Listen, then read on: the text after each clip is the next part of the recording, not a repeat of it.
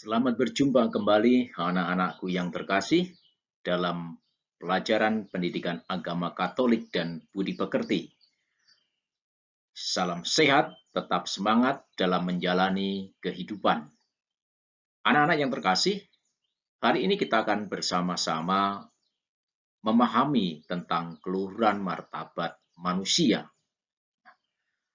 Manusia sebagai ciptaan Allah yang diciptakan secitra dengannya, secitra dengan Sang Pencipta, memiliki martabat yang luhur dibandingkan dengan ciptaan yang lainnya. Manusia diberi akal budi, kehendak yang bebas, dan juga diberikan kepadanya hati nurani. Anak-anak yang terkasih, namun dalam kenyataan hidup sehari-hari, seringkali kita masih melihat berbagai macam perilaku yang merendahkan keluhuran martabat manusia. Cita-cita kita bersama melalui pembelajaran ini adalah bahwa manusia dihargai sesuai dengan martabatnya yang diciptakan oleh Allah secitra dengannya. Anak-anakku yang terkasih,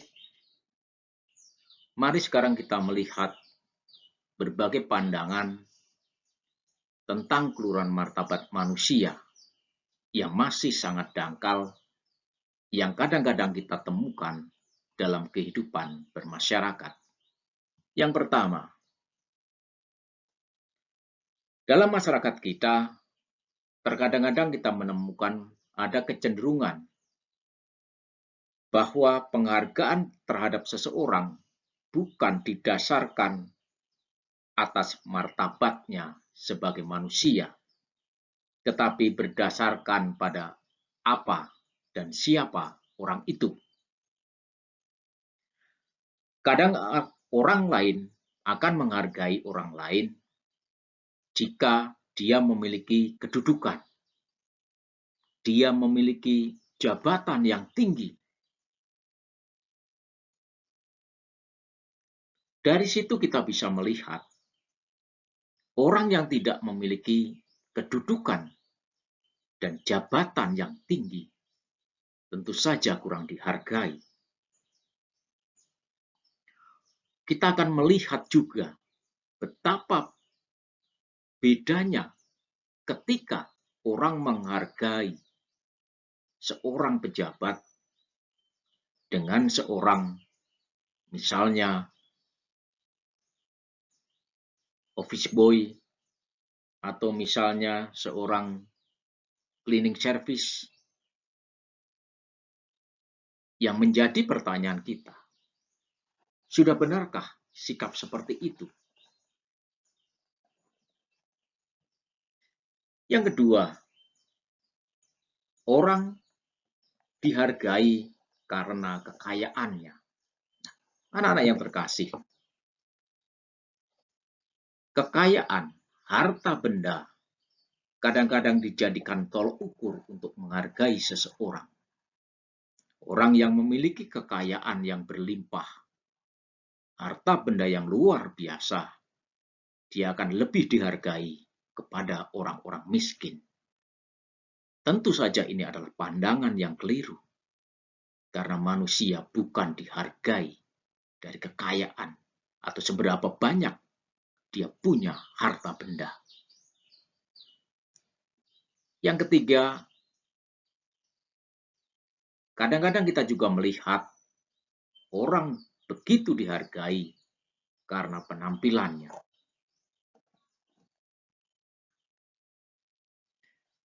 Orang yang berpenampilan cukup menarik, berpenampilan seperti orang kaya, berpenampilan seperti seorang pejabat, berpenampilan seperti public figure. Mereka lebih dihargai. Bahkan sambutan terhadap kedatangan mereka begitu dieluk-elukan, begitu didambakan, begitu ditunggu-tunggu. Padahal kesederhanaan dan penampilan seseorang tidak menjamin bahwa orang tersebut berkedudukan atau memiliki kedudukan yang tinggi di tempatnya bekerja. Ini beberapa contoh pandangan-pandangan yang masih dangkal dalam menghargai martabat manusia.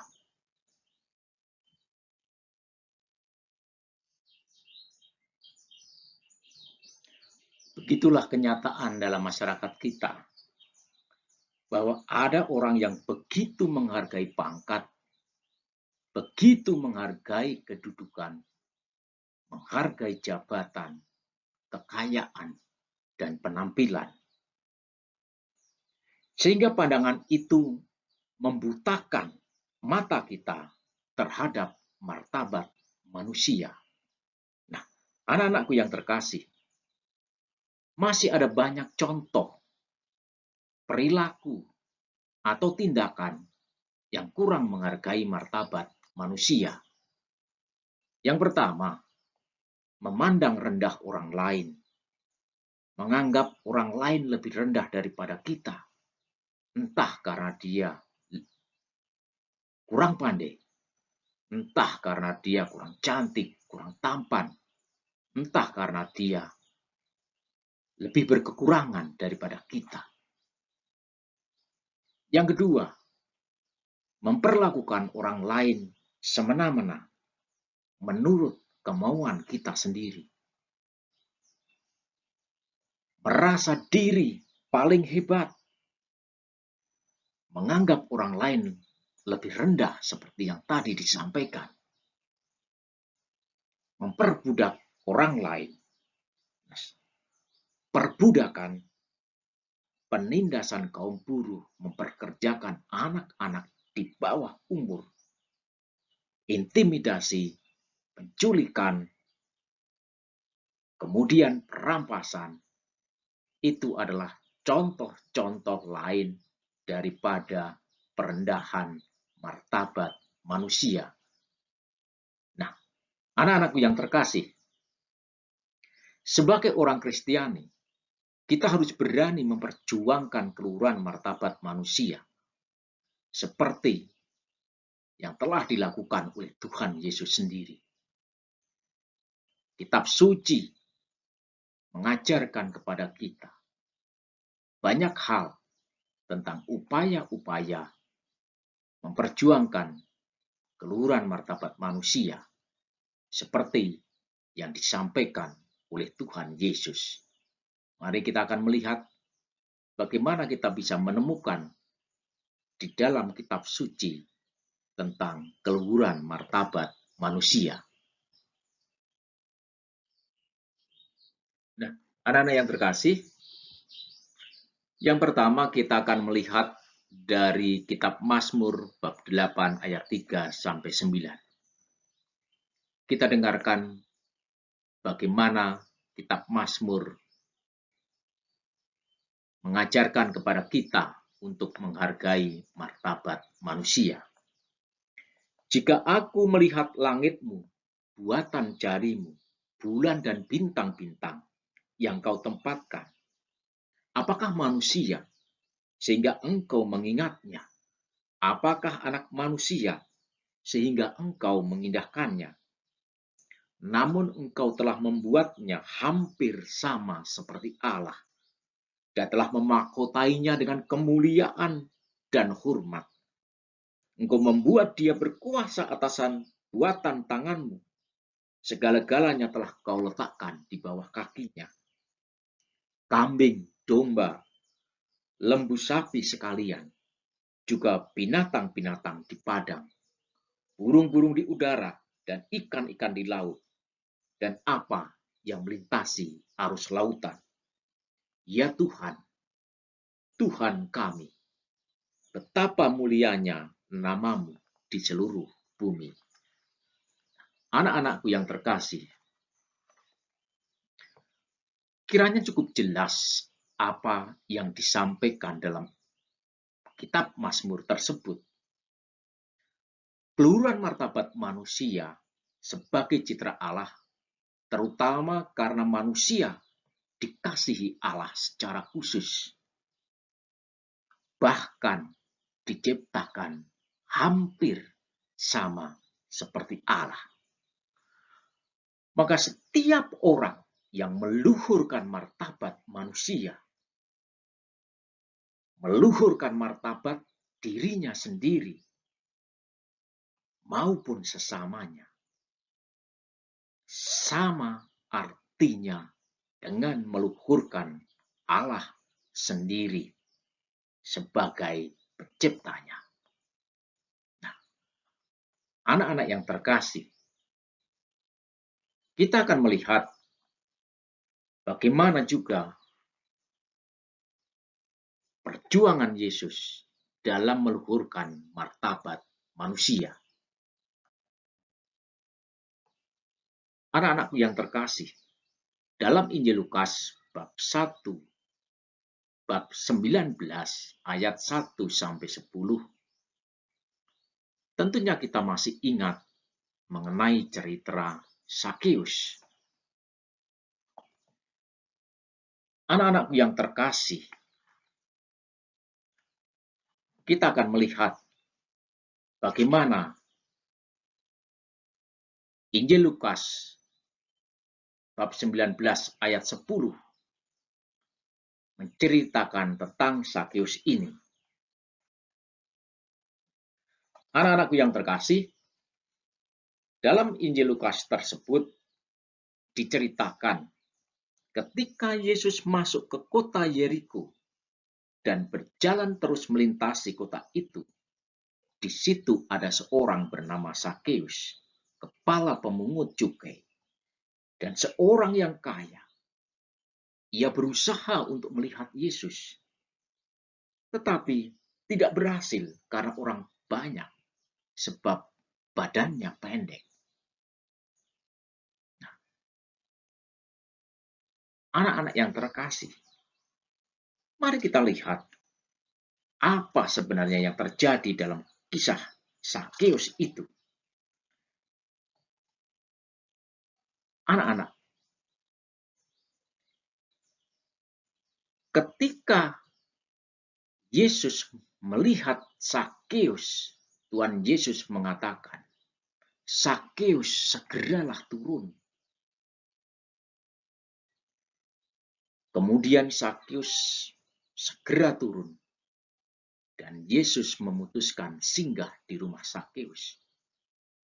Padahal kita tahu bagaimana kedudukan seorang pemungut cukai dalam tatanan masyarakat Yahudi yang dianggap sebagai orang berdosa, orang yang harus disingkirkan, orang yang harus diasingkan. Bergaul dengan orang berdosa sama artinya mencemari diri dengan dosa itu sendiri. Tetapi kita lihat, Tuhan Yesus menerima Sakeus apa adanya dan menghargai dia. Tuhan Yesus menumpang di rumah Sakeus, dan Sakeus menerima Tuhan Yesus dengan sukacita. Penerimaan Tuhan Yesus selanjutnya mendorong Sakeus berbuat kebaikan, seperti yang dikatakannya kepada Yesus, "Tuhan, setengah dari milikku akan kuberikan kepada orang miskin. Dan sekiranya ada sesuatu yang kuperas dari seseorang, akan kukembalikan kepadanya." Tindakan Tuhan Yesus menjadi contoh konkret bagaimana seharusnya memperlakukan manusia terhadap manusia yang lain. Sekalipun dipandang sebagai orang rendah dan berdosa karena memiliki pekerjaan sebagai pemungut cukai, namun Yesus tetap memperlakukan Sakeus secara manusiawi. Martabat Sakeus tidak direndahkan, martabat Zakheus dihargai. Anak-anakku yang terkasih, mari kita lihat contoh yang lain.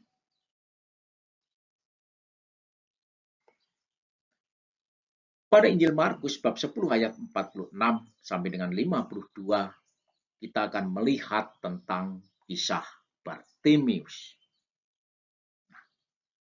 Kisah penyembuhan Bartimeus, orang buta. Hendaknya ini juga dijadikan kita mawas diri dalam mengambil sikap terhadap sesama yang berbeda status sosialnya. Seseorang seperti Bartimeus adalah sesama yang patut dihargai dan patut diperhatikan. Dalam kisah tersebut, Yesus mau menyembuhkan Bartimeus sebagai wujud kepeduliannya terhadap sesama tanpa memandang perbedaan. Yesus berani mengambil sikap yang berbeda dengan pandangan masyarakat Yahudi pada umumnya yang memandang hina orang-orang seperti Bartimeus. Perjuangan meluhurkan martabat manusia memang membutuhkan keberanian dan pengorbanan. Dalam hal ini, kita dituntut untuk berani mengambil sikap yang tegas dalam memperjuangkan keluhuran martabat manusia, sehingga kehadiran kita di tengah-tengah masyarakat dapat menjadi tanda kehadiran Allah yang menyelamatkan, seperti halnya yang dilakukan oleh Tuhan Yesus sendiri. Bagaimana dengan kita sebagai seorang remaja? Apa yang bisa kita lakukan untuk meluhurkan martabat manusia?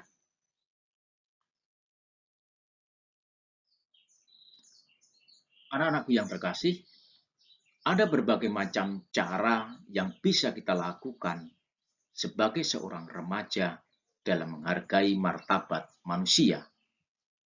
Yang pertama, menghargai hidup pribadi, memelihara tubuh, menjaga kesehatan, merupakan wujud sederhana tindakan menghargai martabat manusia, menjaga perkataan dan perbuatan dalam hidup sehari-hari, menjaga tindakan kita, jangan sampai menyakiti orang lain, bertindak jujur dalam hidup sehari-hari, berkeadilan terhadap sesama.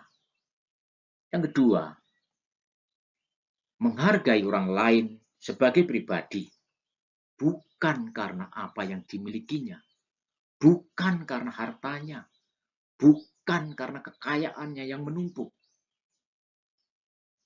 Yang ketiga, bergaul dengan teman di sekolah tanpa melihat latar belakang sosial, budaya, kemudian juga tanpa memandang kepandaiannya. Apakah dia orang kaya atau kebalikannya?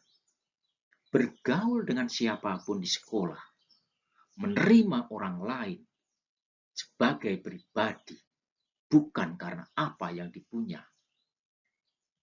Yang keempat, membela mereka yang lemah, mereka yang disingkirkan, mereka yang diasingkan, mereka yang tidak diterima. Kemudian, bela rasa kepada yang menderita, membantu para korban bencana alam, membantu orang-orang yang memerlukan bantuan kita karena mereka berkekurangan, menyisihkan sebagian dari yang kita punya untuk membantu mereka sehingga mereka merasa dihargai. Ini beberapa contoh anak-anak yang bisa kita lakukan dalam menghargai martabat luhur manusia. Semoga Tuhan senantiasa memberkati kita semua, memberkati karya kita. Terima kasih. Tuhan senantiasa memberkati kita semua. Amin.